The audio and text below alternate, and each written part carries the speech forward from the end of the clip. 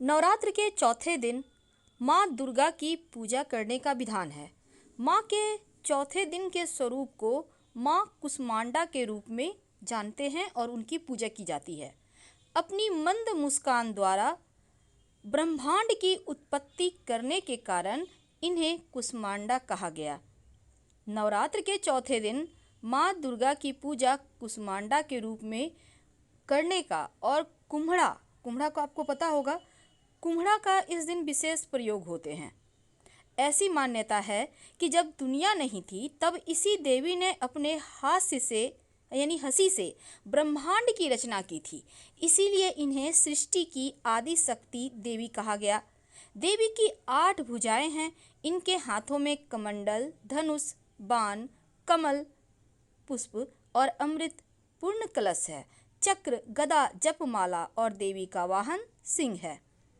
शांत संयम होकर भक्ति भाव से माता की पूजा करनी चाहिए। इससे आप सभी भक्तों को सभी सिद्धियां और निधियां मिलती है। शरीर निरोगी रहता है, आयु और यश में बढ़ोतरी होती है और इस दिन माँ को मालपुए का प्रसाद चढ़ाने का विधान भी है। तो आइए हम जानते हैं विस्तार से।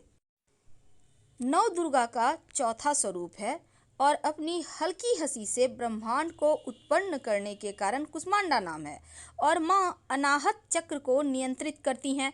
माँ की 8 भुजाएं हैं, इसीलिए इन्हें अष्टभुजा देवी भी कहते हैं और संस्कृत भाषा में कुष्मांडा को कुम्हड़ा भी कहते हैं और माँ कुष्मांडा को कुम्हड़ा विशेष प्रिय है।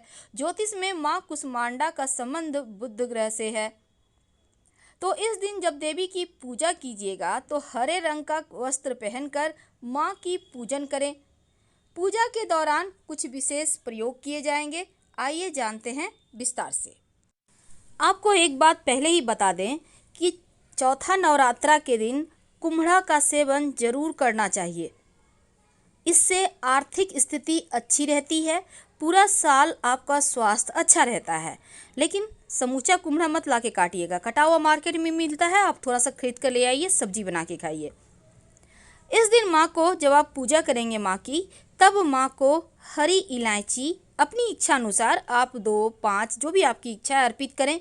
हरा सौंफ थोड़ा सा अर्पित करें, आप एक प्लेट में भी अर्पित कर सकते हैं। और माँ का मंत्र है ओम कुष्मांडा देव्यै नमः, ओम कुष्मांडा देव्यै नमः।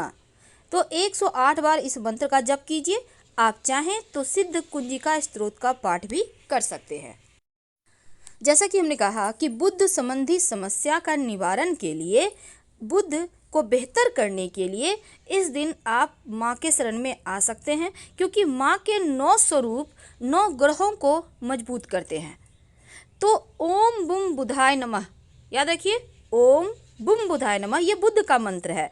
आप अगर आपको लगे कि आपकी वाणी का दोष है या कैसा भी आपको, या आप बुद्ध वाले क्षेत्र में काम करते हैं, तो आप इस मंत्र का जप जरूर कीजिएगा।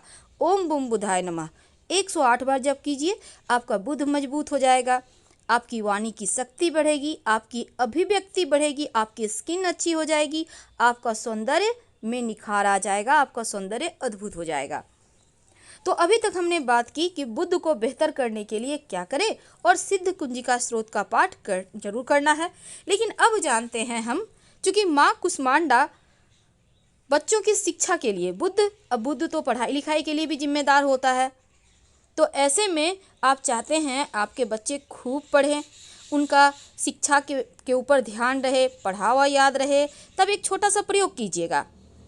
आप इस दिन एक सफ़ेद कागज़ ले लें, सफ़ेद बिल्कुल मैथ वाला कागज़ होता है ना, बिल्कुल वही कागज़ ले लें। अब सिंदूर ले लें, सिंदूर 1 चुटकी 2 चुटकी ले लें एक बर्तन में और उसमें 1-2 बूंद पानी डालें, ज़्यादा मत डालिएगा, गाढ़ा सा पेस्ट बनाइए और उसी सिंदूर से कागज़ के ऊपर बच्चे का नाम लिखिए। उसके ऊपर एक तांबा का सिक्का, उस कागज़ के ऊपर जहाँ पर आपने बच्चे का नाम लिखा है सिंदूर से ना, उस कागज़ के ऊपर तांबे का सिक्का रख दें। अब कागज़ को मोड़िए और माँ के सामने रख दीजिए। अगले दिन यानी आज, जैसे कि माँ कुष्मांडा चौथा नवरात्रा के दिन ये चीज़ किया ना आपने, तो 5वें नवरात्रे के दिन उसको उठा लीजिएगा और अपने बच्चे के बैग में रख दीजिएगा। स्कूल बैग है ना जिसमें बच्चे पढ़ाई करते हैं, आप देखिएगा आपके बच्चे पढ़ने में भी उनको मन लगेगा, शैतानियाँ भी कम करेंगे। ऐसे दो बच्चों की बदमाशी करना अच्छी बात है, लेकिन कहने का तात्पर्य बच्चों का पढ़ाई पर से ध्यान नहीं भटकेगा। इस दिन माँ को मनाने के लिए बहुत सारे प्रयोग किए जाते हैं। तो सबसे पहली बात देखिए, माँ को इस दिन सौभाग्य की वस्तु जरूर अर्पित कीजिएगा और कुम्हड़ा का भोग लगाया जाता है। अगर आपके यहाँ रिवाज है तो लगा सकते हैं, नहीं है रिवाज तो छोड़ दीजिए। और आप क्या करेंगे, हलवा आप किसी भी चीज़ का बना सकते हैं। मूंग का हलवा बना सकते हैं तो अच्छी बात है, नहीं तो आटे का हलवा बना लें, कोई भी हलवा बना लें, सूजी भी चलेगा। और चना और गुड़, तो हलवा, चना और गुड़, कच्चा चना और गुड़ माँ को भोग लगाइए। और सौभाग्य की वस्तु जैसे बिंदी है, चूड़ी है, नेल पॉलिश है, आलता है, तमाम तरह की चीज़ें होती हैं ना, तो सिंदूर वगैरह सब कुछ, आप चूड़ी वगैरह, आप सौभाग्य की सामग्री और उसके साथ एक चुंदरी जरूर रखिएगा और माँ को अर्पित कर दें। बाद में इसको आप यूज कीजिए, कोई दिक्कत नहीं है। तो इस तरह से आप अर्पित करने के बाद एक छोटा सा प्रयोग कीजिएगा। इस दिन अगर आप धनिया की पंजीरी का भोग लगाएं, अब आप सोचिएगा इतनी सारी चीज़ों का भोग लगाना है, देखिए एक एक करके सारी चीज़ लगानी है। आप चाहें तो कोई भी एक चीज़ लगा सकते हैं, लेकिन आप अगर अब धनिया की पंजीरी बनाने में कुछ खास होता नहीं है, धनिया को हल्का सा भुना, दरदरा किया और ड्राई फ्रूट और नहीं है तो कम से कम चीनी ही मिला दी। तो इस तरह से आप बनाकर माँ को भोग लगा सकते हैं। इससे बुद्ध की समस्या दूर होती है और जीवन में खुशियाँ आती हैं। तो माँ को मनाने के लिए एक और छोटा सा प्रयोग किए जाते हैं।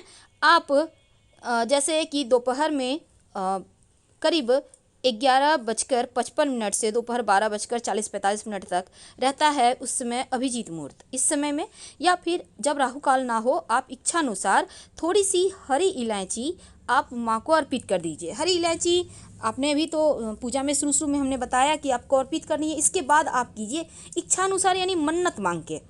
वो तो आपने भोग लगाया, लेकिन अपनी मन्नत मांग के आप माँ को हरी इलायची का अर्पित कर दीजिए। जितनी मर्जी उतनी, आप 21 कर सकते हैं, 11 कर सकते हैं। और फिर उस इलायची को उठाकर अपने पास संभाल के रख लें और उस इलायची को आराम से खाइए। ऐसे भी खा सकते हैं, चाय में, खीर में। आपको अपने घर वालों के साथ साझा करके खाना है, बाहरी लोगों को नहीं देना है ये वाला इलायची, ठीक है। अब आप खाते रहिए, पास में रखिए। वैसे भी खा सकते हैं पूरे परिवार के साथ, कोई दिक्कत नहीं है। माँ के पास तक आपकी अर्जी पहुँच गई है।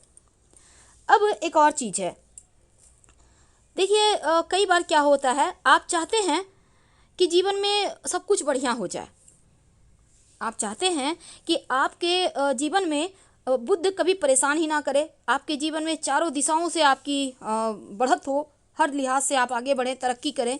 तब आपकी जितनी उम्र है उतना ही हरी इलायची माँ को अर्पित कीजिए। अब मान लेते हैं आपकी उम्र 35 साल है, तो 35 हरी इलायची अर्पित करें माँ को।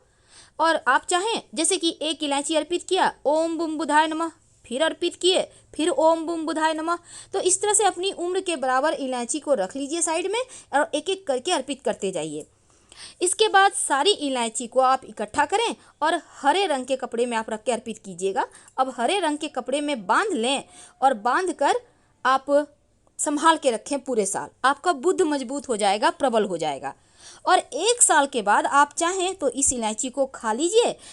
अगर आप चाहते हैं कि नहीं खाना है तो बहते जल में भी प्रवाहित कर सकते हैं, लेकिन खा सकते हैं, कोई दिक्कत नहीं है, क्योंकि ये तो पूजा पाठ का प्रसाद है। तो अब हम एक छोटा सा प्रयोग आपको बताएंगे।